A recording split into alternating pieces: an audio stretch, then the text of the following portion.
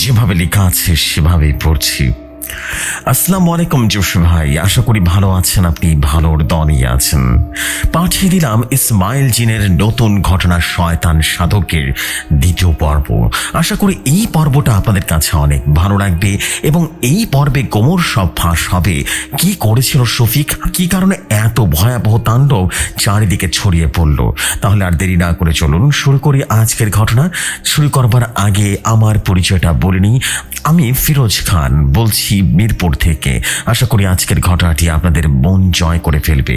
চলুন আর দেরি না করে শুরু করি আজকের ঘটনা।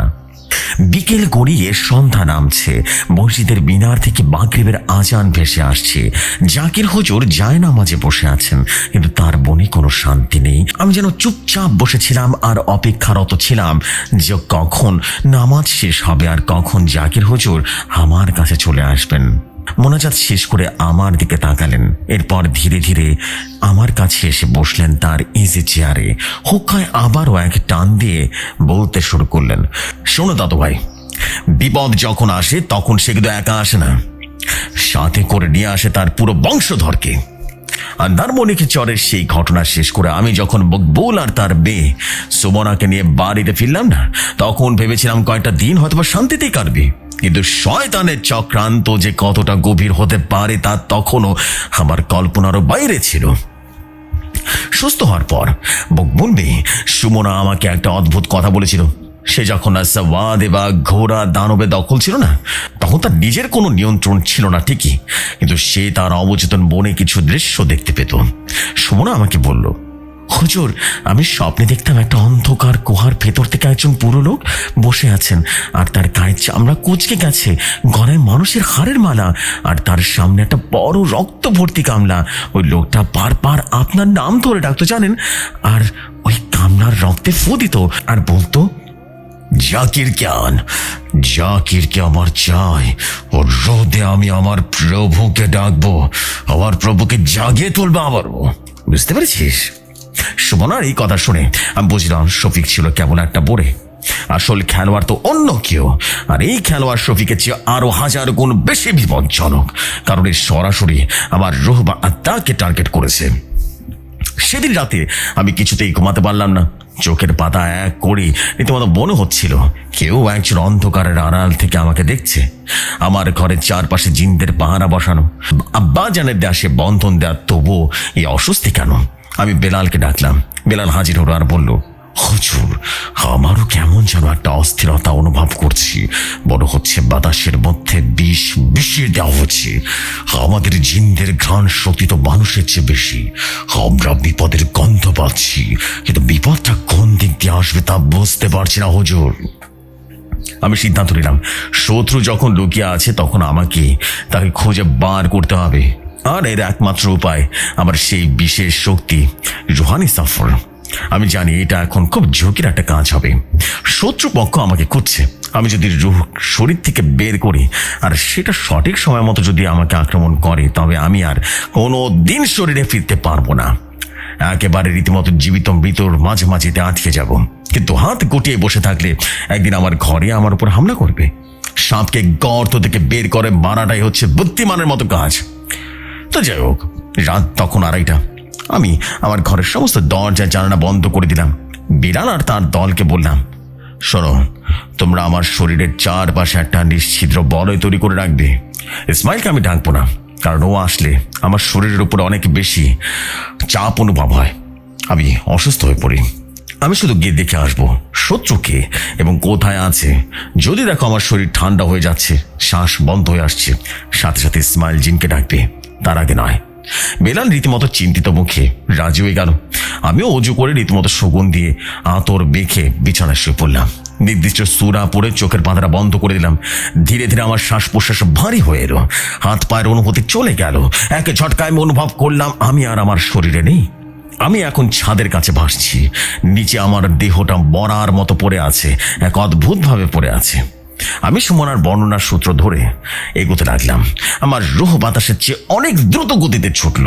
গ্রাম, নদী, মাঠ পেরিয়ে আমি চলে গেলাম একেবারে উত্তর সীমান্তের দিকে। পাহাড়ি এলাকা, নিচে গভীর জঙ্গল, উপরে এক কালো আকাশ।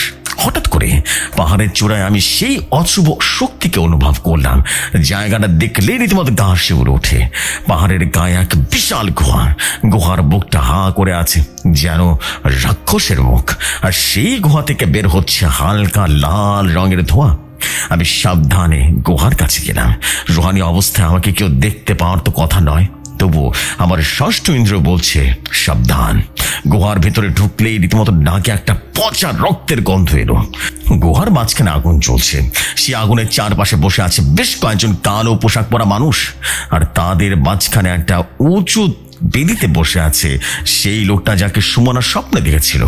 লোকটার বয়স কত তা বোঝা মুশকিল। গায়ে চামড়া ঝুলে পড়েছে, কিন্তু চোখ দুটো বাজ পাখির মতো তীক্ষ্ণ হয়ে আছে। তার সামনে পিতলের গামলাটা রীতিমতো টলমল রক্ত। সে বিড়বিড় করে মন্ত্র পড়ছে আর মাঝে মাঝে রক্ত ছিটিয়ে দিচ্ছে আগুনে। আগুনে দপ করে জ্বলে উঠছে এবং সেখানে অদ্ভুত সব ছায়া তৈরি হয়ে যাচ্ছে। আমি গুহার ছাদের কাছে লুকিয়ে তাদের কথা শোনার চেষ্টা করলাম। লোকটা বলছে, ইভান দাজ্জালের অনুসারী খান, সাদ ব্যর্থ হয়েছে, শফিক ব্যর্থ হয়েছে, কিন্তু উনি মোল্লা ব্যর্থ হবে না। জাকিরের বড় পবিত্র, জাকিরের রূহ বড় পবিত্র। ওর রূহ যদি আমরা বনে দিতে পারি তাহলে আমাদের মহামণি 1000 বছরের ঘুম ভেঙে জেগে উঠবেন। উনি বললাম, নামটা শুনে আমার মনে পড়ে গেল আব্বা জান একবার আমার এই নামটা বলেছিলেন। উনি মোল্লা হলো এই উপমহাদেশের সবচাইতে ভয়ঙ্কর কালো জাদুকরদের একজন। সে নাকি শয়তানের সাথে সরাসরি যুক্ত করেছে। সে অমরত্ব লাভের আশায় মানুষ আর জিনদেরকে বলি দেয়। আব্বা জান বলেছিলেন উনি মোল্লার সাথে পাল্লা দেওয়া মানে নিজের মৃত্যুকে দাওয়াত দেয়া। আমি ভাবলাম অনেক হয়েছে, এদের আস্তানা চিনে ফেলেছি, এবার গিয়ে ইসমাইল জিনকে নিয়ে আসবো। তারপর এই উনি মোল্লার গুহা চিরতরে ধুলোর সাথে বিলিয়ে দেব। আমি যেই পিছনে ঘুরতে যাব ঠিক তখনই ঘটল বিপত্তি। উনি মোল্লা হঠাৎ তার মঞ্চ পড়া থামিয়ে দিল। সে সোজা উপরের দিকে তাকালো। ঠিক যেখানে আমি লুকিয়েছিলাম তার ঠোঁটের কোণে ফুটে উঠল এক শয়তানি হাসি। সে বলল, স্বাগত জাকির, আমি জানতাম তুমি আসবে, ইঁদুর নিজেই ফাঁদে পা দিয়েছে। আমি রীতিমতো চমকে উঠলাম। ও আমাকে দেখলো কিভাবে? উনি বললাম তার হাতের লাঠিটা বাটির দিকে তাক করলো আর বলল, আজ আর তুমি ফিরে যেতে পারবে না, তোমার রূহ আমি এই বোতলে বন্দি করব। সেটা কাঁচের বোতল উপরের দিকে ছুড়ে দিল। বোতলটা শূন্যে ভেসে রইল এবং তার মুখ খুলে গেল। বোতলের ভেতর থেকে একটা প্রবল আকর্ষণ শক্তি তৈরি হলো। বড় হলো কোনো শক্তিশালী ভ্যাকুয়াম ক্লিনার আমাকে টেনে নিচ্ছে। আমি আমার সর্বশক্তি দিয়ে পালানোর চেষ্টা করলাম, কিন্তু আমার রূহ যেন বাতাসের সাথে আটকে গেছে। আমি নড়তে চড়তে পারছি না। উনি বললার হাসির শব্দটা গুহার দেয়ালে দেয়ালে রীতিমতো প্রতিধ্বনিত হচ্ছে। পালাবে কোথায়? সেই গুহা আমার জাদুকরি জালে ঘেরা, এইখান থেকে রূহ বের হওয়া অসম্ভব। আমি বুঝলাম আজ আমার শেষ দিন। আমার রূহ যদি এই বোতলে একবার ঢুকে যায় তবে আমার দেহ পচে গলে যাবে, আর আমি কিয়ামত পর্যন্ত এই বোতলে বন্ধে থাকবো। ঠিক সেই মুহূর্তে আমার মনে পড়ে গেল আব্বা জানের একটা শিক্ষার কথা। রুহানি যুদ্ধে যখন তুমি আটকে পড়ে যাবে তখন তোমার মনের চুরি তোমার সবচাইতে বড় শত্রু। আমি চোখ বন্ধ করলাম। আমি আমার সমস্ত ইমানি শক্তি এক করলাম। আমি মনে মনে সূরা ফালাক ও সূরা নাস পাঠ করতে শুরু করলাম আর কল্পনা করলাম আমি আগুনের তৈরি। হঠাৎ আমার রূহ থেকে একটা বিচ্ছুরণ ঘটলো। সে আলোয় ধাক্কায় রীতিমতো বোতলটা ছিটকে দূরে গিয়ে পড়লো। উনি বলল, হতভম্ব হয়ে গেল, এত শক্তি কি করে সম্ভব? সে যেন চিৎকার করে উঠল। আমি এই সুযোগে রীতিমতো গুহার বুক দিয়ে বের হওয়ার চেষ্টা করলাম, কিন্তু গুহার মুখে অদৃশ্য এক দেয়াল তৈরি হয়ে গেল। আমি ধাক্কা খেয়ে রীতিমতো ফিরে এলাম। উনি মোল্লা তখন তার চেলাদের হুকুম দিল, ওকে ধর, আমার ছায়া শিকারীদের ডেকে দে। গুহার অন্ধকার কোণ থেকে বের হয়ে এলো এক অদ্ভুত সব প্রাণী। এদের কোনো শরীর নেই, শুধু ছায়া, কিন্তু এদের হাতে আছে ধারালো ছায়া অস্ত্র। এরা হলো শ্যাডো হান্টার। এরা রূহ বা আত্মাকে সরাসরি আঘাত করতে পারে। ছায়া আমাকে ঘিরে ধরলো। আমি আমার রোহানি হাত দিয়ে রীতিমতো ঘুষি মারলাম, কিন্তু ছায়ার গায়ে কি আর ঘুষি লাগে? উল্টো ওদের ছোঁয়ায় আমার রোহন শীতল হয়ে গেল। আমার মনে হলো আমার দেহের সাথে আমার সংযোগ ছিঁড়ে যাচ্ছে। গ্রামের আমার দেহ হয়তো বা এখন মৃত্যুর কোলে ঢলে পড়েছে। বিলাল, কাশেম, কেউ কি আমাকে শুনতে পাচ্ছ? আমি মনে মনে চিৎকার করলাম, কিন্তু জাদু করে দেয়াল ভেদ করে আমার ডাক বাইরে যাচ্ছে না। আমার শক্তি রীতিমতো কমে আসছে। একটা ছায়া শিকারী আমার গলাটা টিপে ধরলো। আমি শ্বাস নিতে পারছি না। অনিমুল্লাহ হাসতে হাসতে এগিয়ে আসলো, সে তার বোতল নিয়ে। বিদায় জাকির, তোমার সত্যি এখন আবার হবে। অনিমুল্লাহ রীতিমতো বোতলের মুখটা আমার মুখের সামনে ধরলো। আমি রীতিমতো অনুভব করলাম আমি তলিয়ে যাচ্ছি। ঠিক সেই মুহূর্তে গুহার বাইরে এক প্রলয়ঙ্কারী গর্জন শোনা গেল। মনে হলো আকাশ ভেদ করে পাহাড়ের উপরে পড়েছে। গুহার পাথরগুলো থরথর থরথর করে কেঁপে উঠলো। ছাদ থেকে ধুলাবালি ঝরে পড়তে লাগলো। অনিমুল্লাহর হাসি মুহূর্তেই থেমে গেল। সে আতঙ্কিত হয়ে দরজার দিকে তাকালো। কে ওখানে? বাইরে থেকে রীতিমতো এক ভারী কমকমে কণ্ঠস্বর, যা শুনে মৃতপ্রায় রূহ আমার নিচে উঠল। অনিমুল্লাহ, তুই কার বিহবানকে আটকে রেখেছিস জানিস? দরজা খোল, নইলে আমি পাহাড় শুদ্ধ তোকে পাতালে পাঠিয়ে দেব। ইসমাইল জিন হাজির হয়ে গেছে। ইসমাইল আমার জিন, আমার বন্ধু জিন এসেছে। সে জানলো কিভাবে? সে নিশ্চয় বেড়াল আমার অবস্থান বুঝতে পেরে ইসমাইলকে রেখেছে। এছাড়া তো উপায় হওয়ার কথা না। অনিমুল্লাহ চিৎকার করলো আর বলল, দেয়াল মজবুত কর, কোনো জিন এই গুহায় ঢুকতে পারবে না। এটা সেলাইমানি মন্ত্র বন্ধ করা কিভাবে সম্ভব? ইসমাইলকে আর মঞ্চের ধারে হঠাৎ করে গুহার প্রবেশ মুখ বিশাল পাথর একটা কাগজের দনার মতো উড়ে গিয়ে ভেতরে পড়ল। ধুলোর বেঘের ভেতর দিয়ে প্রবেশ করলো দুটো জ্বলন্ত চোখ। ইসমাইল রীতিমতো গুহার ভেতরে ঢুকলো না, কারণ গুহার মুখ তার বিশাল শরীরের তুলনায় ছোট। সে শুধু একটা হাত ভেতরে ঢুকিয়ে দিল। তার হাতটা আগুনের মতো জলজল করছে। যদিও সে একেবারে আকারহীন, কিন্তু ঘটনার পরিপ্রেক্ষিতে সে আকার ধারণ করেছে। ছায়া শিকারী ইসমাইল তার হাতের তেজ সহ্য করতে না পেরে চিচি করে বেরিয়ে গেল। অন্ধকার গুহাটা দিনের আলোতে উজ্জ্বল হয়ে গেল এবং ইসমাইল বাইরে থেকে হুঙ্কার দিল, জাকির, বেরিয়ে আসো বন্ধু, আমি দেয়াল ভেঙে দিয়েছি। আমি আর এক মুহূর্ত দেরি করলাম না।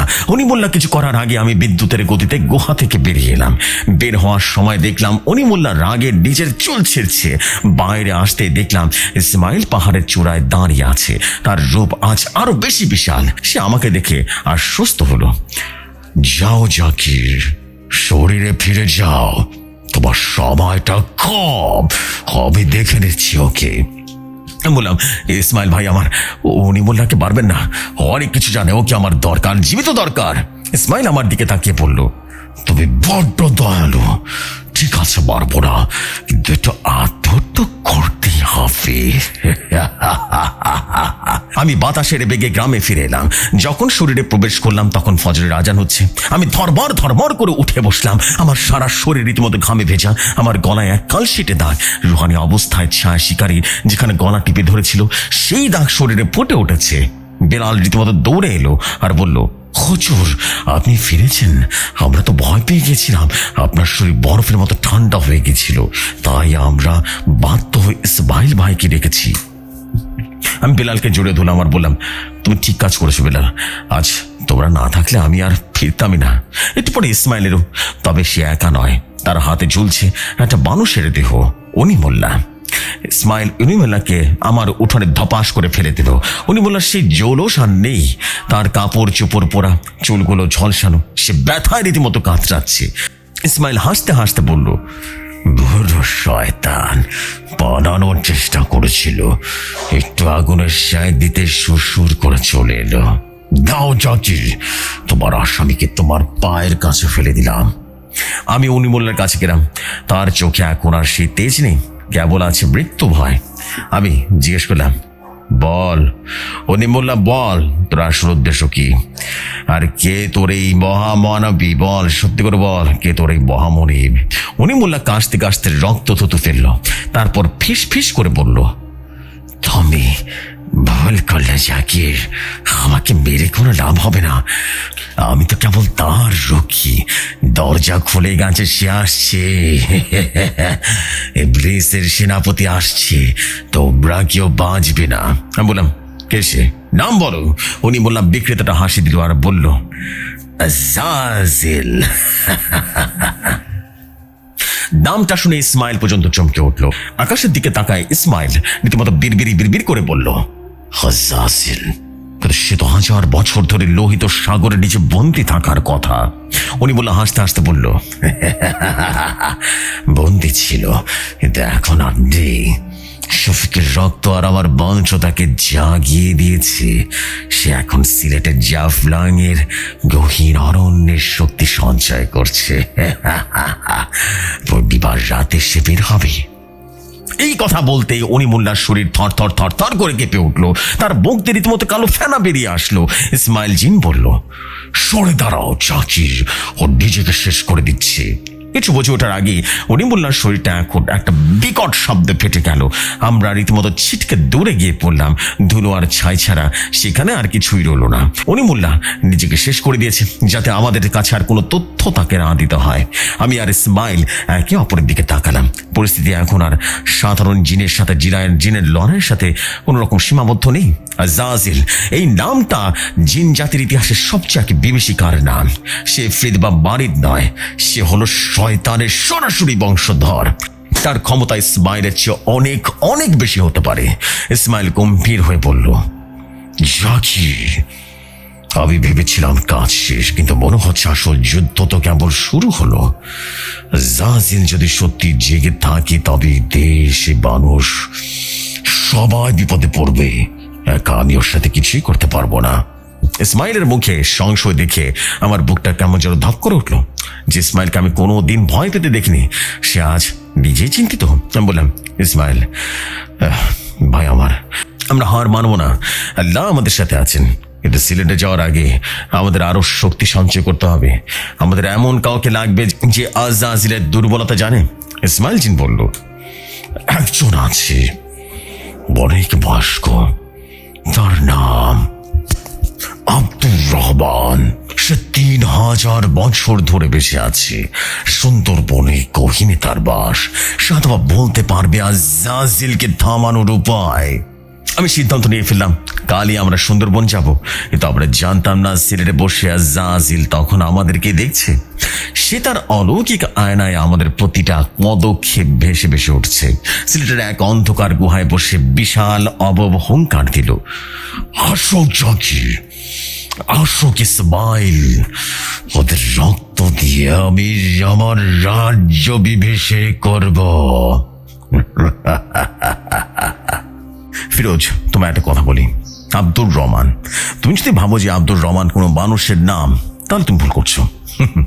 জিন জাতির এক জীবন্ত ইতিহাস, বয়স 3000-এরও বেশি। তিনি হযরত সুলাইমান আলাইহিস সালামের রাজত্বকাল দেখেছেন। তিনি জানেন এমন সব গোপন রহস্য যায় নশ্বর দুনিয়ার আর কেউই জানে না।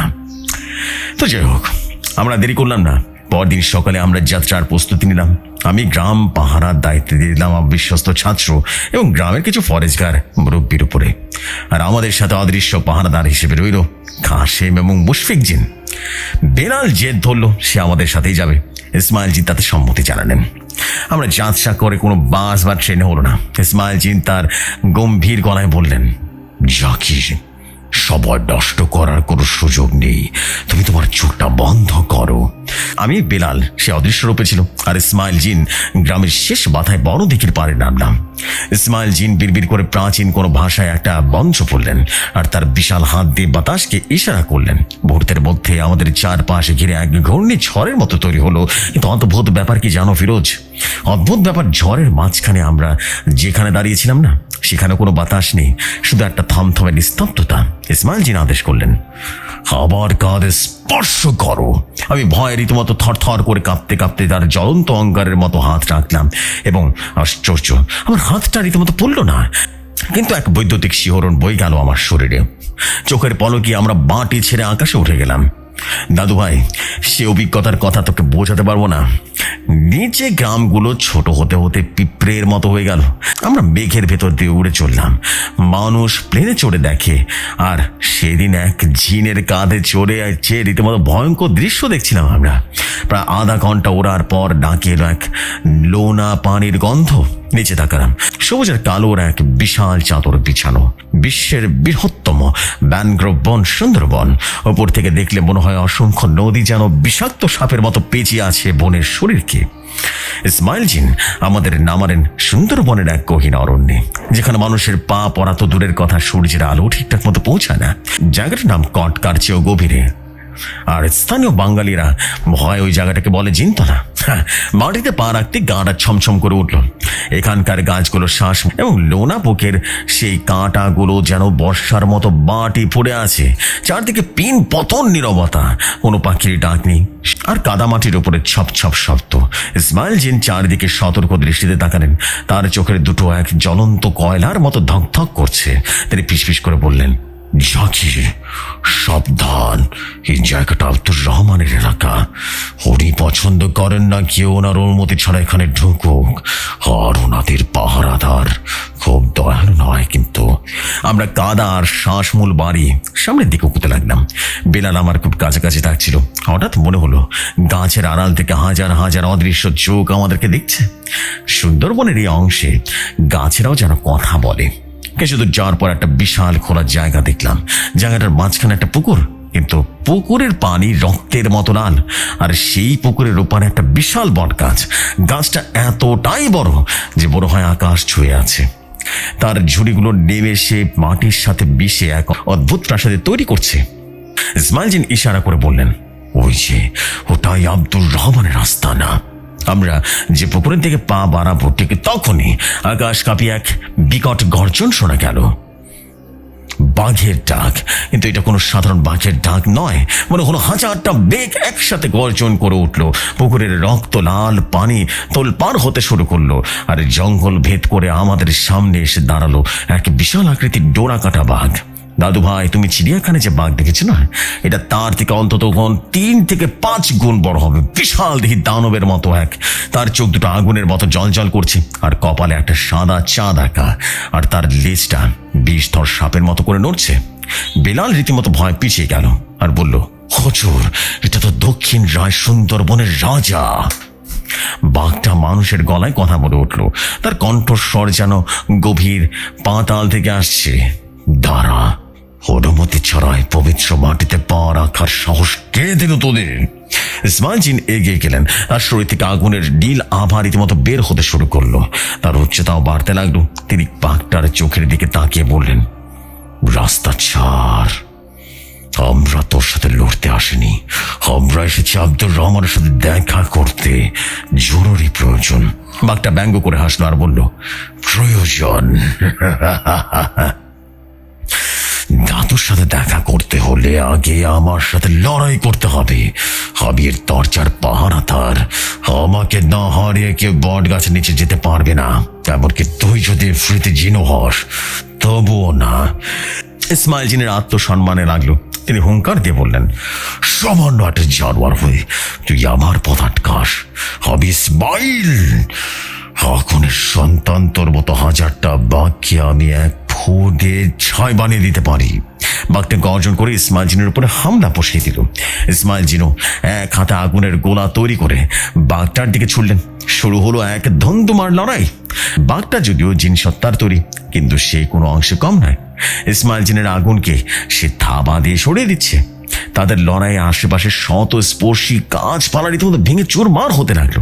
আগুনের হুলকায় রীতিমতো বনের একাংশ জ্বলে ওঠার উপক্রম হলো। আমি বুঝলাম, এভাবে চললে ইসমাইল জিন হয়তো জিতে যাবে, কারণ এই ফ্রিতের শক্তি অসীম। কিন্তু আমরা আব্দুর রহমানের বিরাগ ভজন করব।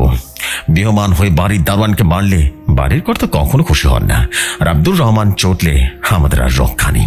আমি রীতিমতো চিৎকার করে বললাম, ইসমাইল থামুন! কিন্তু লড়াইয়ের নেশা রীতিমতো ইসমাইল জিন আমার কথা শুনলেন না। তিনি বাঘটার গলা চেপে ধরলেন এবং মুহূর্তেই লাভা স্রোতের মতো আগুন বের হতে লাগলো। আমি তখন সাহস করে দুজনের মাঝখানে গিয়ে দাঁড়ালাম। পকেট থেকে একটা তাবিজ বের করলাম এবং তাবিজের সাথে একটা জমজমের পানি ছিল, যেটা রীতিমতো আমি ছিটিয়ে দিলাম।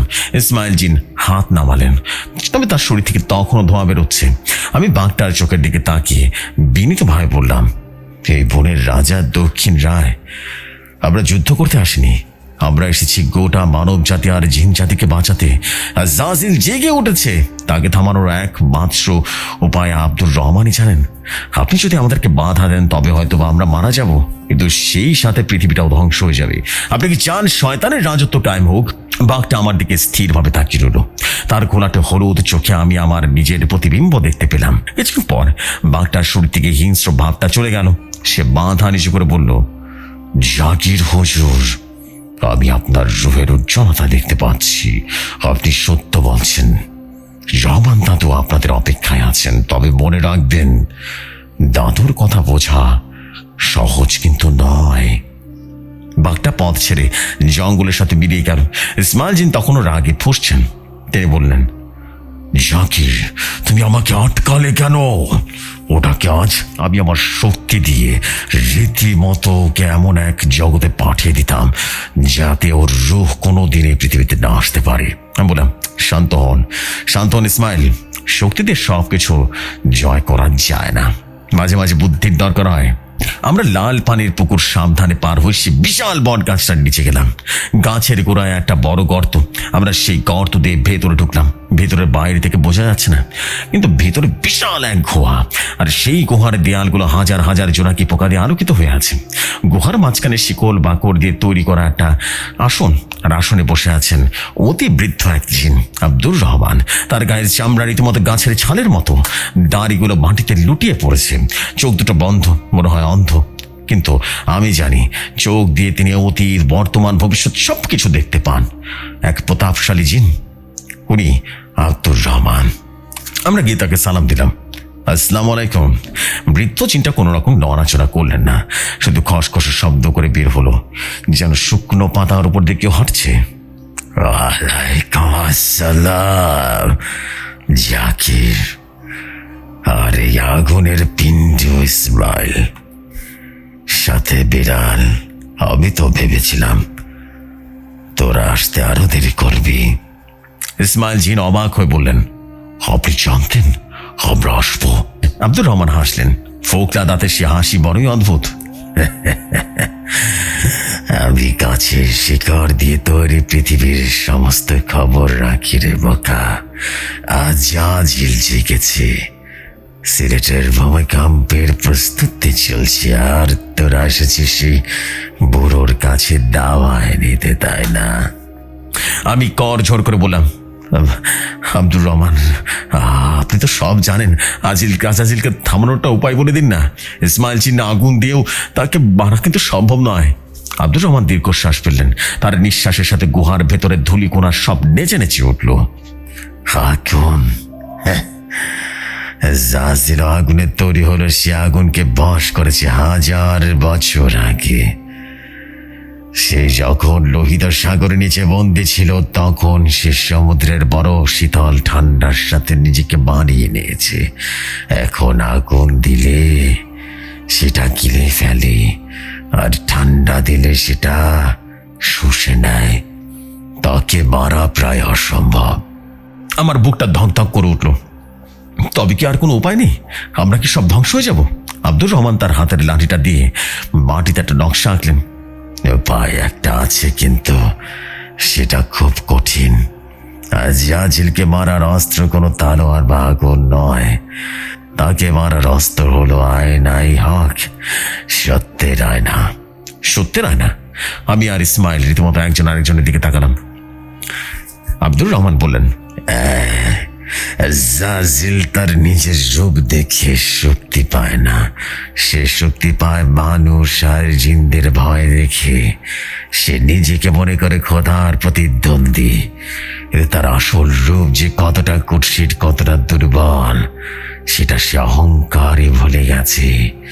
আয়নাই হক এমন এক পবিত্র আয়না যে সুলাইমান আলাইহিস সালামের দরবারে ছিল, আর আয়নার সামনে দাঁড়ালে যে কোনো সত্তার পাপ আর আসল চেহারা ফুটে ওঠে। জাজিল যদি একবার এই আয়নায় নিজের প্রতিবিম্ব দেখে, তবে তার নিজের পাপের ভারে তার আত্মা চূর্ণ বিচূর্ণ হবে। সে আবার উধাও হয়ে যাবে, পাথর হয়ে যাবে। ইসমাইল জিন উৎসাহ নিয়ে বললেন, কোথায় পাবো সে আয়নাকে? আপনার কাছে আছে। আব্দুর রহমান মাথা নাড়লেন। আমার কাছে পুরো আয়নাটা নেই। আয়নাটা 7 টুকরো হয়ে গিয়েছিল সুলাইমান আলাইহিসসালামের ওফাতের পর, তবে তার প্রধান টুকরো যেটা দিয়ে কাজ হবে সেটা সিলেটের জাফলং এর কাছে এক গোপন গুহায় খাসিয়া পুঞ্জির নিচে। কিন্তু সমস্যা হলো ওই টুকরোটা পাহারা দিচ্ছে নিশি ডাকিনীরা। নিশি ডাকিনী? বেলাল রীতিমতো দাঁত করল। হুজুর, ওরা তো জিনদের চেয়েও খারাপ। ওরা মানুষের গলা নকল করে মানুষকে ডেকে নিয়ে মেরে ফেলে। আব্দুর রহমান বললেন, ঠিক তাই। জাসিল জানে ওই আয়না তার জাম, তাই ও সেটা পাহারা দেওয়ার জন্য নিশি ডাকিনীদের বসিয়ে রেখেছে। তোদের আগে ওই আয়নার টুকরো উদ্ধার করতে হবে, তারপরে জাসিলের সামনে সেটা ধরতে হবে। পারবে তো? আমি ধীর কণ্ঠে বললাম, ইনশাল্লাহ পারবো।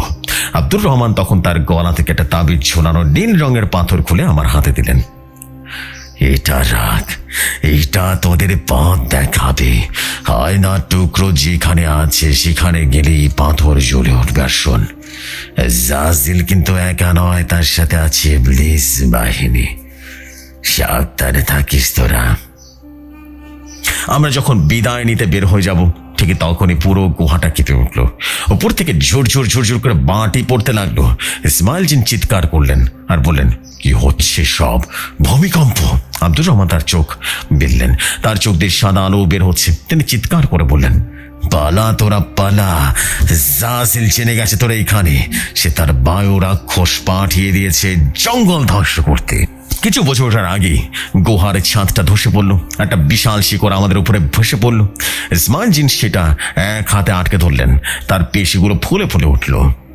জলদি বের হও, ইসমাইল জিন গর্জন করে ওঠেন। আমরা কোনো মতে গুহা থেকে বাইরে এলাম। বাইরে এসে দেখি প্রলয়ঙ্কারী কাণ্ড। সে শান্ত লাল পুকুরের পানি এখনো ফুটছে। আকাশ কালো মেঘে ডেকে গেছে, আর বাতাস থেকে নেমে আসছে হাজার হাজার কালো শকুন। না, এগুলো কোনো সাধারণ শকুন নয়। এদের আকার মানুষের সমান, আর এদের ডানাগুলো ধারালো ব্লেডের মতো। এগুলো রীতিমতো বায়ু রাক্ষস হয়ে গেছে। ইসমাইল জিন এবার তার আসল রূপ ধারণ করলেন। তার শরীর বিশাল আকার ধারণ করলো। তার সারা শরীর দাও দাও দাও দাও করে আগুন জ্বলছে। তিনি আকাশের দিকে তাকিয়ে পৈশাচিকে এক হুঙ্কার দিলেন, জাকির, তুমি আর বেলাল পালিয়ে যাও, আমি এদের সামলাচ্ছি। আমি বললাম, আপনাকে রেখে যাবো না ইসমাইল। ইসমাইল জিন আমাদের দিকে তাকিয়ে জ্বলন্ত চোখ করলেন একবারে। সে দৃষ্টি বন্ধুত্ব ছিল না, এক যোদ্ধার আদেশ ছিল। বোকামি করো না, তোমাদের এই আয়না উদ্ধার করতে হবে। আমি আগুনের সন্তান। আমার এমন এক শক্তি আছে যে ওদেরকে এমন এক জগতে পাঠাবো যেখান থেকে ওরা কখনো ফিরে আসতে পারবে না। আমি ওদেরকে ওদের জায়গায় পাঠাচ্ছি। তোমরা যাও, জলদি যাও। বায়ু রাক্ষস আমাদের উপরে ঝাঁপিয়ে পড়লো। ইসমাইল জিন শূন্যে ভেসে আগুনের ঝড় তৈরি করলেন, আর তার আগুনের তাপে রাক্ষসগুলো পুরো ছাই হয়ে যাচ্ছিল। কিন্তু ওরা সংখ্যায় অগণিত। এক একটা রাক্ষস মরছে, আর তার জায়গাটা 10টা হয়ে আসছে। বেলাল আমাকে টানলো, হুজুর চলুন, ইসমাইল জিন পারবেন। উনি আগুনের রাজা, ওনার কিছু হবে না। আমরা রীতিমতো জঙ্গলের ভেতরে দৌড়াতে লাগলাম। পেছনে ইসমাইল জিনের হুঙ্কার আর আগুনের বিস্ফোরণের শব্দ। মনে হচ্ছিল পুরো সুন্দরবনটা জ্বলছে। আমার বোনটা রীতিমতো কেঁদে কেঁদে উঠলো। ইসমাইল ওই মৃত্যুর মুখে একা রেখে আসলাম, কিন্তু আমি জানি এটাই একমাত্র পথ। পৃথিবী বাঁচাতে হলে আজ আমাদের এই ত্যাগ স্বীকার করতেই হবে। দৌড়াতে দৌড়াতে আমরা সুন্দরবনের সীমান্তে চলে এলাম। আমার হাতে সেই নীল পাথরটা, ওটা এখন ধক ধক করে চলছে, যেন বলছে সময় নেই, জলদি চলো উত্তরে। আমরা একটা নৌকায় উঠে নদী পার হলাম, তারপর লোকালয়ে এসে হাফ ছাড়লাম। কিন্তু আমি জানি বিশ্রাম নেওয়ার সময় নেই। আমাদের এখন যেতে হবে সিলেট, জাফলং এর পাথরের রাজ্যে, যেখানে অপেক্ষা করছে নিশি ডাকানিরা অথবা স্বয়ং আজাজিল। আমি আকাশের দিকে তাকিয়ে বললাম, ইসমাইল, বেঁচে থাকবেন, আমাদের আবারও দেখা হবে। আমি আর বেলাল যখন সিলেটে পৌঁছলাম না, তখন আকাশ বেঁকে ঢাকা। জাফলং এর সৌন্দর্য তখন আর চোখে পড়ছে না, বরং চারদিকের পাথরগুলো দেখে মনে হচ্ছে এক একটা মৃতদের স্তূপ। আর আব্দুর রহমানের দেয়া সে নীল পাথরটা আমার পকেটে ধক ধক করে চলছে। ওটাই আমার গাইড। পাথরটা আমার নিয়ে গেল সেই খাসিয়া পঞ্জিরের ঠিক নিচে, যেখানে ভারতীয় সীমান্ত ঘেঁষে এক বিশাল ঝর্ণা আছে। স্থানীয়রা একে বলে মায়াবী ঝর্ণা। দিনের বেলাতেও জায়গাটা সুন্দর হলো, রাতে নাকি এখানে অদ্ভুত সব কান্নার আওয়াজ ভেসে আসে। ঝর্ণার কাছে পৌঁছাতে বেলাল আমার কানে কানে ফিসফিস করে বলল, হুজুর সাবধান, এখানকার বাতাস কিন্তু ভারী। আমি অনেকগুলো অশরীরী আত্মার উপস্থিতি টের পাচ্ছি। এরা সাধারণ জিন নয়, এরা নিশি। নিশি বা নিশি ডাকিনী গ্রাম বাংলার এক ভয়ঙ্কর অভিশাপ। এরা জিন বা পিশাচের এক সংকর প্রজাতি। এরা মানুষের গলা হুবহু নকল করতে পারে। রাতে এরা মানুষের ডাম ধরে ডাকে। যদি কেউ সেই ডাকে সাড়া দেয় এবং ঘর থেকে বের হয়, তা তাদের পিছনে তারা আর ফিরে আসে না। তার লাশও পাওয়া যায় না। আজাজিলের আয়নার টুকরো পাহাড়ে দেওয়ার জন্য এদের নিযুক্ত করা হয়েছে। আমি বেলালকে বললাম, তুমি তোমার আসল রূপ ধারণ করো, তবে অদৃশ্য থেকো। ওরা আক্রমণ করলেই কেবল সামনে আসবে। আমরা ঝর্ণার পেছনে সরু পথ ধরে এগোতে লাগলাম। নীল পাথরটা এখন তীব্র আলো দিচ্ছে। বুঝলাম আয়নার টুকরোটা কাছে। হঠাৎ আমার ডান দিক থেকে একটা পরিচিত কণ্ঠস্বর ভেসে এলো। জাকির, ও জাকির, এদিকে আয় বাবা। আমি রীতিমতো কণ্ঠস্বরটা রীতিমতো শুনলাম। অদ্ভুত কণ্ঠস্বর, এ তো আমার মৃত মায়ের গলা। কত বছর আগে তিনি মারা গেছেন, কিন্তু এই ডাক আমি কোনো দিন কি করে বলবো। আমার মন চাইলে দৌড়ে ওদিকে যায়, কিন্তু পর মুহূর্তে বলে হলো আব্দুর রহমানের কথা। নিশিরা তোর প্রিয়জনের গলা নকল করবে। আমি নিজেকে সামলালাম। পকেট থেকে তসবি বের করে জিকির করা শুরু করলাম। আবার ডাক এলো, এবার বাম দিক থেকে। এবার শফিকের গলা, সেই ছোটবেলার শফিকের গলা। জাকির, তুই আমাকে ফেলে চলে নি। আমি এখানে কষ্ট আছি রে বন্ধু, আমাকে বাঁচা। আমি চিৎকার করে বললাম, চুপ কর, পিশাচের দল, আমি তোদেরকে চিনি। তোদের ওই মায়া কান্না আমাকে ভোলাতে পারবে না। আমার কথা শেষ হতে হতেই চারদিকের অন্ধকার ফুরে বের হলো 7-8 জন নারী মূর্তির মতো ছায়া, কিন্তু তাদের কোনো পা নেই। তারা শূন্যে ভাসছে, চুলগুলো এলোমেলো আর মুখগুলো বিভৎস। তাদের চোখ নেই, চোখের জায়গা দুটো কালো গর্ত। এরাই নিশি ডাকিনি। ওদের একজন খিক করে হেসে উঠলো আর বলল, চিনে ফেলেছিস চালাক মানুষ, কিন্তু এখান থেকে তুই জ্যান্ত ফিরবি না। আমাদের প্রভু আজাজিলের হুকুম, তোর কলিজাটা আমার চাই। ওরা একসাথে আমার উপরে ঝাঁপিয়ে পড়ার জন্য ধেয়ে এলো। ওদের হাতে নৌকোলো ছুরির মতো ধারালো। ঠিক সেই মুহূর্তে বেলাল তার অদৃশ্য রূপ ছেড়ে রীতিমতো দৃশ্যমান হলো। বেলাল একজন ইফরিত জিন, আর তার আকার মানুষের চেয়ে দ্বিগুণ। সে গর্জন করে একটা নিশি ডাকিনীকে শূন্যে তুলে আছাড় মারল। হুজুর, আপনি গুহার দিকে যান, আমি এদেরকে সামলাচ্ছি। বেলাল রীতিমতো চিৎকার করলো। আমি দৌড় দিলাম ঝর্ণার পেছনের গুহা থেকে, কিন্তু দুটো নিশি ডাকিনা আমার পিছু নিল। ওরা বাতাসের বেগে এসে আমার সামনে পথ আটকালো। কোথায় যাস? আয়না নিবি না? আয়না নিতে হলে রক্ত দিতে হবে। একটা ডাকনি তার লম্বা হাত বাড়িয়ে আমার গলাটা টিপে ধরতে চাইল। আমি রীতিমতো চট করে বসে পড়লাম এবং পকেট থেকে ইসমাইলের দেওয়া সেই তাবিজটা বের করে ওদের দিকে ছুড়ে দিলাম, এবং ছুড়ে দেওয়ার সাথে সাথে লক্ষ্য করলাম অ্যাসিডের মতো কাজ করলো। ওরা যন্ত্রণায় চিৎকার করে উঠলো। ওদের পোড়া চামড়া থেকে কালো ধোঁয়া বের হতে শুরু করলো। এই সুযোগে আমি গুহার ভেতরে ঢুকে পড়লাম। লক্ষ্য করলাম সেই তাবিজ আমার পকেটে অটোমেটিক্যালি চলে এসেছে। তো যাই হোক, গুহার ভেতরে রীতিমতো স্যাঁতস্যাঁতে, কিন্তু গুহার একেবারে শেষ প্রান্তে একটা পাথরের বেদির উপরে কিছু একটা চকচক করছে। আমি কাছে গিয়ে দেখলাম একটা ভাঙা আয়নার টুকরো, কিন্তু সাধারণ কাঁচ নয়, মনে হচ্ছে হীরা দিয়ে তৈরি। এর দিকে তাকালে নিজের চেহারা দেখা যায় না, দেখা যায় নিজের ভেতরের সত্তাকে। আমি আয়নার টুকরো হাতে নিতে অনুভব করলাম এক প্রচন্ড বৈদ্যুতিক শক। আমার সারা শরীর রীতিমতো কেঁপে কেঁপে উঠলো। মনে হলো কেউ আমার কানে কানে বলল, সত্যের ভার অনেক ভারী, জাকির, বহন করতে পারবে তো? আমি শক্ত হাতে আয়নাটা ধরলাম। আল্লাহর রাস্তায় সব ভার হালকা হয়ে যায়। আমি আয়নাটা কাপড়ে মুড়িয়ে নিলাম। কাজ শেষ, এবার বের হতে হবে। কিন্তু বের হওয়ার পথটা সহজ ছিল না। গুহার পথ আসতেই দেখি বেলাল খুব খারাপ অবস্থায় আছে। নিশি ডাকিনীর সঙ্গে রীতিমতো সংখ্যা অনেক বেড়েছে। তারা বেলালকে চারদিকে রীতিমতো ঘিরে ধরেছে আর আঁচড়াচ্ছে। বেলালের শরীর থেকে নীল রক্ত ঝরছে। জিন হলেও নিশিদের বিষাক্ত রোগ তাকে দুর্বল করে দিয়েছে। একটা ডাকিনী বেলালের গলায় কামড় বসাতে যাচ্ছিল। আমি চিৎকার করে বললাম, বেলাল! কিন্তু আমার কিছু করার ছিল না।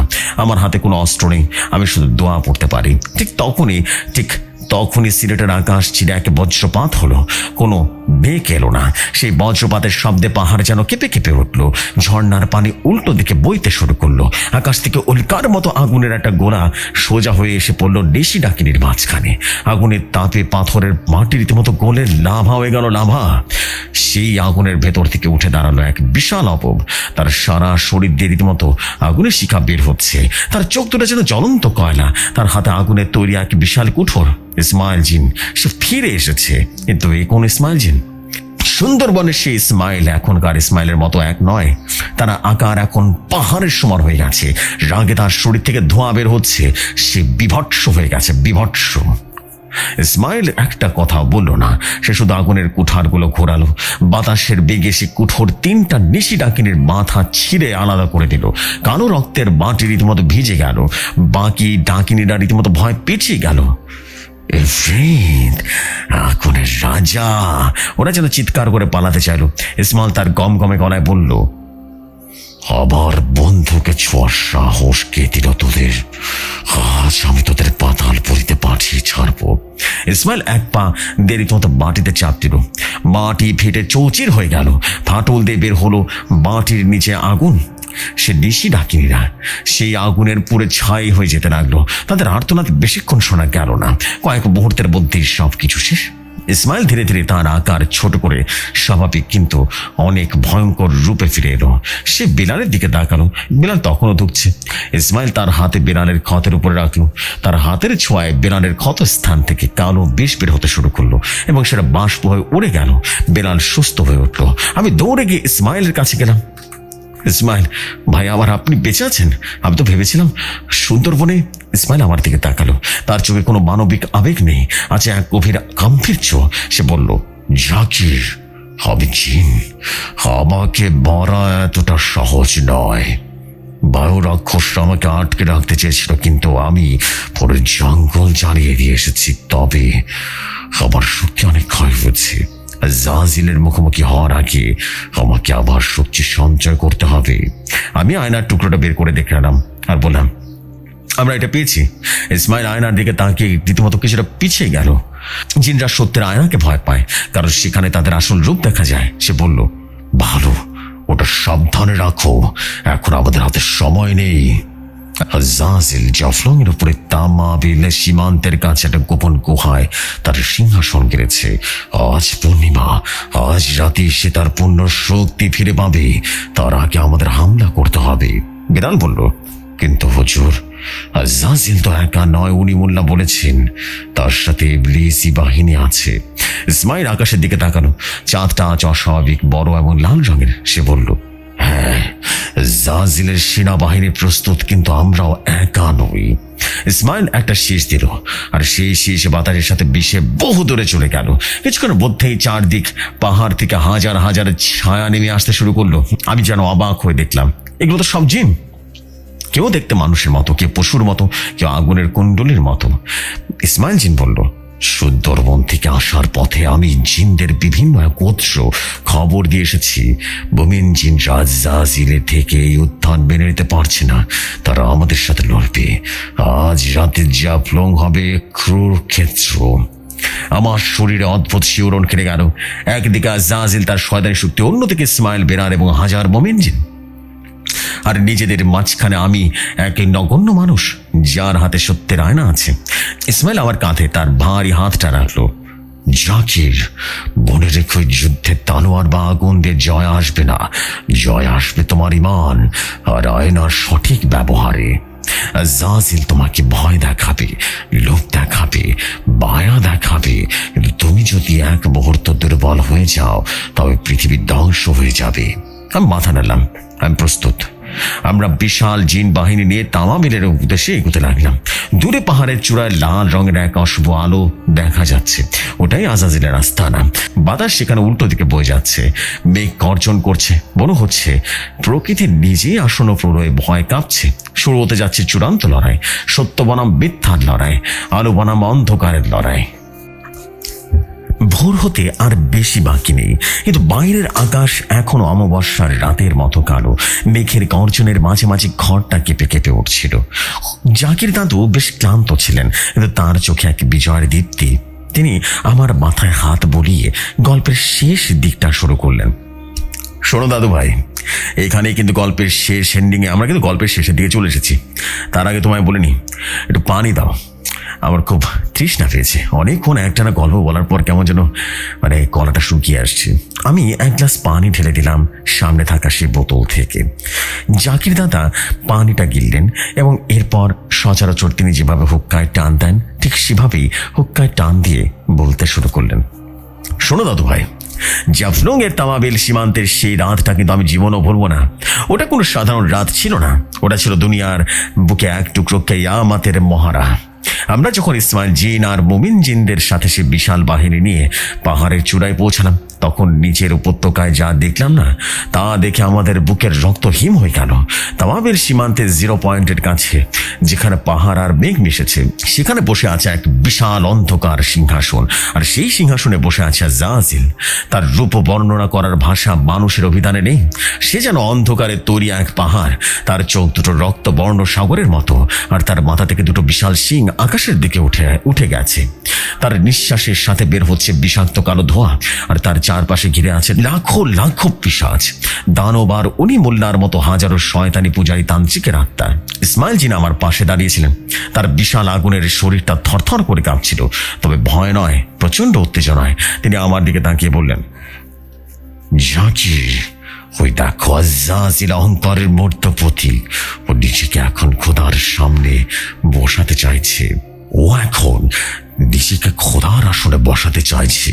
আজ যদি আমরা ওকে না থামাই, কাল সকালে সূর্য উঠবে না। আমি আমার কাপড় বরানো সে আয়নায় হক বা সত্যের আয়না বুকের সাথে চেপে ধরলাম। এটাই আমার একমাত্র অস্ত্র। ইসমাইল জিন যুদ্ধের শাঁখ বাজালেন। সেই শব্দে পাহাড়ের পাথরগুলো নড়ে উঠল। সাথে সাথে আমাদের পক্ষে হাজারো জিন, মুমিন জিন আল্লাহু আকবার ধ্বনি দিয়ে আযাজিল বাহিনীর উপরে ঝাঁপিয়ে পড়ল। শুরু হলো এক মহাপ্রলয়। আকাশ থেকে আগুনের বৃষ্টি নামতে শুরু করলো। পিশাচ আর জিনদের চিৎকার ভারী হয়ে গেল পুরো পরিবেশটা। সাধারণ মানুষের চোখে হয়তোবা মনে হচ্ছিল সেখানে প্রচন্ড ঝড় হচ্ছে, কিন্তু আমি দেখলাম এক বিভীষিকাময় যুদ্ধ। আযাজিল তার সিংহাসন থেকে নড়ল না। সে তার হাতের আঙ্গুল ইশারা করলো। সাথে সাথে বাটি ফুড়ে বের হলো হাজার হাজার কঙ্কাল সেনা। এরা জাদুকরী শক্তিতে বলিয়ান। ইসমাইল জিন এবার তার নিজেকে ধরে রাখতে পারলেন না। তিনি একে হুঙ্কার দিয়ে সোজা আযাজিলের দিকে ধেয়ে গেলেন। ইসমাইল জিন এখন তার সর্বোচ্চ শক্তিতে রূপ নিয়েছে। ফ্রিদল নার, তার শরীর থেকে রীতিমতো নীল আগুনের লাভা বের হচ্ছে। আযাজিল তার চিল্লের হাসি হাসলো আর বলল, তুচ্ছ আগুনের পতঙ্গ, তুই এসেছিস আমাকে মারতে। আযাজিল তার মুখ থেকে একটা দলা কালো অন্ধকার ছুঁড়ে সে ইসমাইলের দিকে নিল। ইসমাইল তার আগুনের তালোয়ার দিয়ে সেটা আটকালেন, কিন্তু আযাজিল শক্তি এতটাই বেশি ছিল যে ইসমাইল ছিটকে গিয়ে সেই পাহাড়ের গায়ে আছড়ে পড়লেন। পাহাড়ের একাংশ রীতিমতো ধসে পড়ল। আমি চিৎকার করলাম, ইসমাইল! ইসমাইল ধ্বংসস্তূপ থেকে উঠে দাঁড়ালেন। তার শরীর থেকে রক্ত নির্যাস হচ্ছে। তিনি আমাকে ইশারা করলেন, এগিয়ে যাও জাকির, আমি ওকে ব্যস্ত রাখছি। বেলাল এবং কাশেম আমাকে পাহারা দেওয়ার জন্য সেই যুদ্ধক্ষেত্রের মাঝখানে চলে গেল। চারদিকে তালোয়ারের ঝনঝনানি, আগুনের গোলা আর আর্তনাদ। একটা পিশাচ আমার দিকে তেড়ে এলো। বেলাল এক কোপে তার মাথাটা নামিয়ে দিল। আমরা আযাজিলের সিংহাসনের কাছাকাছি গিয়ে পৌঁছালাম। আযাজিল তখন ইসমাইলের সাথে লড়াই করছে। ইসমাইল জিন তার জীবনের সবটুকু শক্তি দিয়ে আযাজিলকে আঘাত করছেন, কিন্তু আযাজিলের গায়ে কোনো আঁচড়ও পড়ছে না। উল্টো আযাজিল ইসমাইলের গলা এক হাতে রীতিমতো চেপে শূন্য তুলে ফেলল। আযাজিল গর্জন করে বলল, দেখ জাকির, তোর রক্ষাকর্তার কি হাল করি। আগুনের শিখা আমি নিভিয়ে দেব চিরতরে। ইসমাইল ছটফট ছটফট করতে লাগলো। তার গায়ের আগুনগুলো নিভে আসছে। আযাজিল তার হাত অন্য হাত দিয়ে রীতিমতো ইসমাইলের বুক ছিঁড়ে ফেলার উদ্যত হলো। আমি আর দেরি করলাম না। আমি দৌড়ে গিয়ে সিংহাসনের দিকে নিচে আমার হাতে সে আয়নাটা। আমি চিৎকার করে বললাম, আযাজিল থাম! তোর প্রতিদ্বন্দ্বী ইসমাইল নয়, তোর প্রতিদ্বন্দ্বী আমি, এই মাটির মানুষ। আযাজিল ইসমাইলকে এক পাশে ছুঁড়ে দিল। সে নিচু হয়ে আমার দিকে তাকালো, আর সে বিশাল মুখের সামনে আমি যেন একটা ধুলিখানা। আযাজিল হাসলো। সে হাসিতে আমার কান ফেটে যাওয়ার উপক্রম হলো। তুই আমাকে থামাবি? তোর হাতে ওটা কি, কোনো খেলনা? আমি আমার গলার স্বর শক্ত করলাম। আমার ইমানের শক্তি দিয়ে তখন আমার শিরায় শিরায় বইছে। আমি বললাম, তুই নিজেকে অনেক সুন্দর আর শক্তিশালী ভাবিস, তাই না? তুই ভাবিস তুই খোদার চেয়ে শ্রেষ্ঠ, কিন্তু তুই জানিস তোর আসল চেহারা কেমন? তুই কি জানিস তোর পাপ তোকে কতটা কুৎসিত বানিয়েছে? আযাজিল রীতিমতো রেগে মেগে গেল আর বলল, আমার রূপের তুলনা নেই। আমি আগুনের তরি, আমি এখন অন্ধকারের রাজা। আমি বললাম, তবে দেখ, সাহস থাকলে আয়নায় নিজের রূপ দেখ। আমি এক ঝটকায় আয়নার উপরে কাপড়টা সরিয়ে ফেললাম। আয়নায় হক জ্বলে উঠলো হাজার সূর্যের আলোয়। সে আলো সোজা গিয়ে পড়লো আজাজিলের চোখে। আজাজিল প্রথমে অবজ্ঞা করে তাকালো, কিন্তু আয়নার দিকে তাকানোর সাথে সাথে হাসি বিলিয়ে যেতে লাগলো, আর তার চোখ দুটো রীতিমতো বড় বড় হয়ে গেল। সে কি দেখলো? সে দেখলো হাজার বছরের পাপ। সে দেখলো কোনো রাজা নয়, সে এক গলিত পচা দুর্গন্ধ মৃতদেহ। তার অহংকার, তার মিথ্যা, তার আভিজাত্য সব খসে খসে সেখানে ফুটে উঠলো এক ঘৃণ্য কীট। সত্যের মুখোমুখি হওয়া মিথ্যার জন্য সবচাইতে বড় শাস্তি। জাজিল চিৎকার করে উঠল, না না, এটা আমি নই, ওটা সরা সরা। সে হাত দিয়ে নিজের চোখ কচলাতে লাগলো, কিন্তু সত্যের আলো তার হাত ভেদ করে ভেতরে ঢুকে গেল। আমি দেখলাম জাজিলের কালো শরীরটা পাথরের মতো শক্ত হয়ে যাচ্ছে, তার চামড়া ফেটে চৌচির হয়ে যাচ্ছে। আব্দুর রহমান ঠিকই বলেছিলেন, নিজের পাপের ভার সে সহ্য করতে পারবে না। জাজিল আকাশ কাঁপিয়ে শেষবারের মতো চিৎকার করলো, আমি ফিরব, আবারও ফিরব আমি। তারপর এক বিকট বিস্ফোরণ হলো। আজাজিলের বিশাল দেহটা ধূলিকণায় পরিণত হলো, বাতাসের সাথে মিশে গেল। তার ধ্বংসের সাথে তার তৈরি পিশাচ বাহিনীও হাওয়ার সাথে মিলিয়ে গেল। কঙ্কালগুলো মাটিতে লুটিয়ে পড়লো। যুদ্ধের ময়দানের মুহূর্তের মধ্যে শান্ত হয়ে গেল।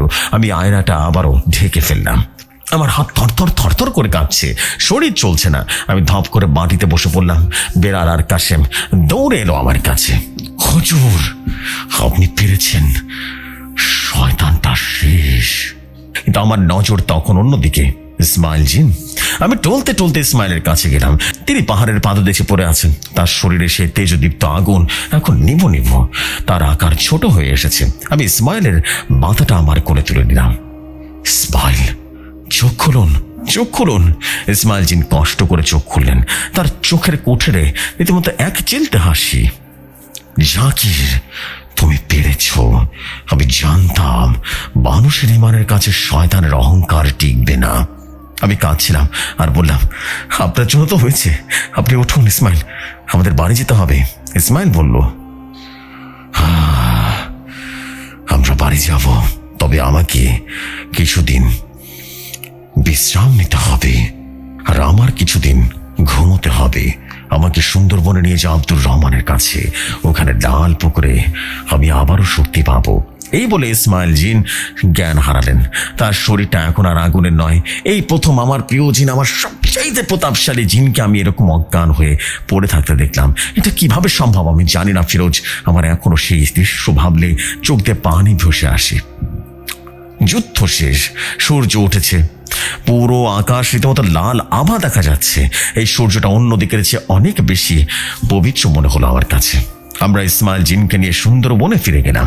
আব্দুর রহমান আমাদের অপেক্ষায় ছিলেন। তিনি ইসমাইলকে সেই লাল পুকুরের পানিতে ডুবিয়ে রাখলেন আর বললেন, তুই চিন্তা করিস না, সময় মতো তোর কাছে আবারও ফিরে আসবে। এখন বিশ্রাম নিচ্ছে। ওর সেই পুরনো আকারহীন শক্তি নতুন ভাবে ফিরে পাওয়ার জন্য। তোরা ফিরে যা গ্রামে, আমি ওকে দেখছি। আমি আর বেলাল গ্রামে ফিরে এলাম। গ্রামবাসী জানলো না রাতে তাদের মাথার উপর দিয়ে কত বড় বিপদ হয়ে গেছে। তারা জানলো না এক কবিরাজ তার জিন বন্ধুরা মিলে কিভাবে তাদের জীবন বাঁচিয়েছে। গল্প বলতে বলতে জাকির হুজুর থামলেন। জানালা দিয়ে সকালের আলো ঘরে ঢুকছে, পাখি কিচির মিচির শোনা যাচ্ছে। দাদু ভাই, সেই ঘটনার পর অনেক বছর কেটে গেছে। সত্যি কথা বলতে, সেই ঘটনার কথা মনে পড়লে আমার গায়ের লোম দাঁড়িয়ে যায়। ইসমাইল জিন এখনো আমার সাথে আছে। ইসমাইল জিনের সাথে আমার অনেক সময় অনেক কথা হয়, কিন্তু ওই দিনের কথা কখনো ভুলি না। আর ওই আয়নাটা, ওটা আমি এমন জায়গায় লুকিয়ে রেখেছি যেখানে মানুষের ছাদ দূরের কথা, জিনরাও যেতে পারবে না, কারণ ওটা সত্যের আয়না। ওই আয়নার সামনে দাঁড়ালে মানুষ নিজের সত্যকে দেখতে পায়। তবে আজাজিল আমাকে যাওয়ার আগে বলে গিয়েছিল, জাকির, আমার কোনো মৃত্যু নেই, আমি আবার আসবো, হয়তো অনেক বছর পর। সেদিন আর ফিরব না। এই বলে সে গায়েব হয়ে গেছিল। শয়তানরা কখনো বলে না, দাদু ভাই, সে শুধু সুযোগের অপেক্ষায় থাকে। আর শয়তানে তো বিনাশ নেই, তো জানিস। ইবলিসের যেমন মরণ নেই, কিয়ামতের আগ পর্যন্ত সে বেঁচে থাকবে, ঠিক তেমনই তার বংশধররাও একেবারে কিয়ামতের আগ পর্যন্ত বেঁচে থাকবে। আজাজিল মরে যায়নি, সে শুধু পালিয়ে গিয়েছিল। ভয়াবহতা তাণ্ডব লীলা দেখে সে পালিয়ে গিয়েছিল।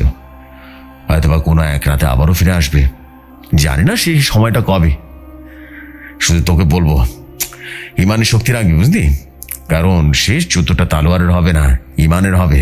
আমি কিন্তু ইমানের জোরেই কিন্তু সেই আজাজিলকে পরাহত করতে পেরেছিলাম। জাকির হুজুর উঠে দাঁড়ালেন, লাঠি হাতে নিয়ে বারান্দার দিকে পা বাড়ালেন। আমি এক মনে তাকিয়ে রইলাম দাদার চলে যাওয়ার পথের দিকে। আমার মনে হলো দাদার ছায়ার পাশে যেন আর একটা বিশাল দীর্ঘাকার ছায়া হাঁটছে, যেন এক অদৃশ্য পাহারাদার। অথবা সেটাই আর অন্য কেউ নয়, ইসমাইল জিনের ছায়া। প্রিয় জেফরি ভাই, এটাই ছিল আমার গল্প শয়তানের সাধকের সর্বশেষ পর্ব। আশা করি ঘটনাটি আপনাদের কাছে ভালো লেগেছে। যদি ভালো লাগে আপনারা কোনো রকম দেরি না করে ঘটনাটিকে অবশ্যই লাইক দিবেন এবং অবশ্যই কমেন্টস করবেন, রেটিং দিয়ে দিবেন। আউট অফ 10 কত দেওয়া যেতে পারে? আমি প্রতিদিন চেষ্টা করছি আপনাদের জন্য নতুন নতুন স্টোরি শেয়ার করতে। আমি সর্বশেষ যে ঘটনাটি পাঠিয়েছিলাম সেটাও আপনাদের কাছে অনেক ভালো লেগেছে। স্বপন কবিরাজের ঘটনা ভৌতিক কথায় এবং ভৌতিক দুনিয়ায় আপনারা সবাই পছন্দ করেছেন এই ঘটনাটি। জি হ্যাঁ, ইসমাইল জিনের ঘটনাটি। বিশ্বাস করুন, আপনাদের ভালোবাসা যতই দেখছি ততই হতভম্ব হচ্ছি। ইনশাল্লাহ আবারও ফিরে আসবো ইসমাইল জিনের নতুন ঘটনায় আগামী রোববারে। ততক্ষণ পর্যন্ত সবাই ভালো থাকুন, সুস্থ থাকুন, ভৌতিক দুনিয়ার সাথে থাকবেন। আমি ফিরোজ খান আজকের মতো বিদায় নিচ্ছি। বলছিলাম বীরপুর থেকে। আসসালামু আলাইকুম।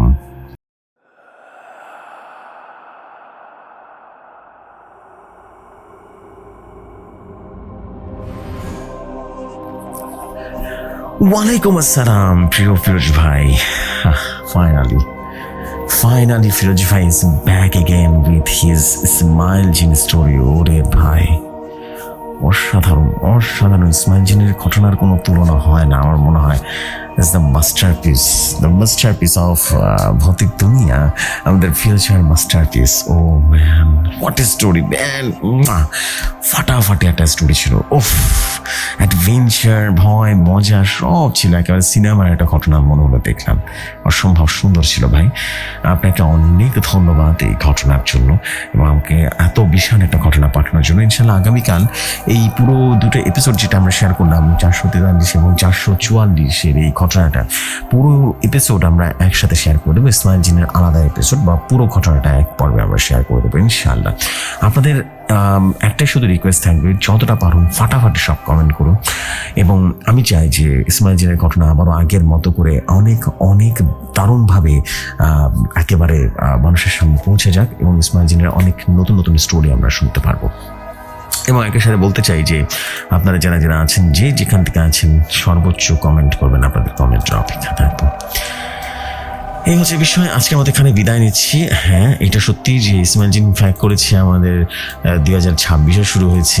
আমরা কিন্তু ধীরে ধীরে ভৌতিক দুনিয়াতে 1 লক্ষ কাছাকাছি চলে যাচ্ছে। আপনাদের উপর রিকোয়েস্ট থাকবে আপনারা শেয়ার করে দেবেন যেন আমরা আর 33,000 সাবস্ক্রাইবার খুব দ্রুতই পার করে ফেলতে পারি। 1 লক্ষ সাবস্ক্রাইবার হয়ে গেলে কত সুন্দর হবে, তাই না? সো এই আর কি। সো আমি এখনকার মতো বিদায় নিচ্ছি। আগামীকাল আপনাদের সাথে কথা হবে। ততক্ষণ সব ভালো থাকুন, সুস্থ থাকুন। আসসালামু আলাইকুম, শুভরাত্রি সবাইকে।